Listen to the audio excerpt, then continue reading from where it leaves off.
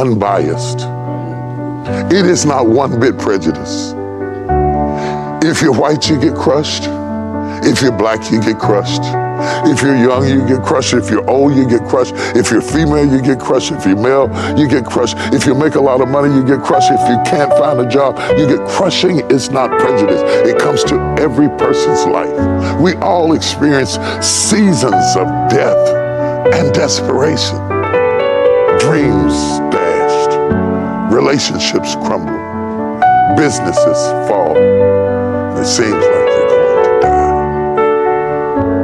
Whether that business is a big corporate office, bringing in billions of dollars, reporting to its shareholders, or whether it's a mom and pop shop, a dry cleaning service, or a cupcake shop, you go through changes.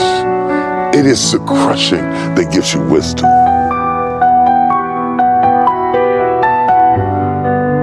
Bringing in billions of dollars, reporting to its shareholders, or whether it's a mom and pop shop, a dry cleaning service, or a cupcake shop, you go through changes. It is the crushing that gives you wisdom.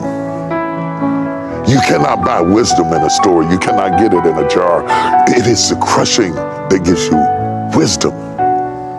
It is Nelson Mandela, wrongfully in prison, shut up in a prison in the middle of an island for years, never knowing that while he was an inmate, having food shoved to him like a dog to eat off the ground, that he would be the president of South Africa.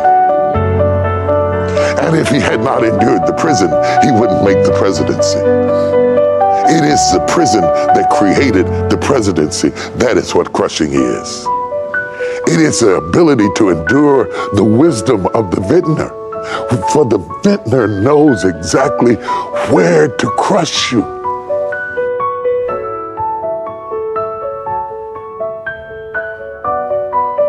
Ability to endure the wisdom of the vintner. For the vintner knows exactly where to crush you. I know Nelson Mandela would not have picked such an unsavory place to be president. Most presidents don't go to jail to be president. They go to Yale to be president. But not Nelson. Nelson went to jail and he still got there. You must believe that in spite of the suffering, you will still get there. That God has a watch and it never loses time. And he knows exactly when to raise you and exactly when to bring you out. And when the stage is set and the time is right, nobody can hold you down when God gets ready to raise you up. But the problem with the seed is that it can't think.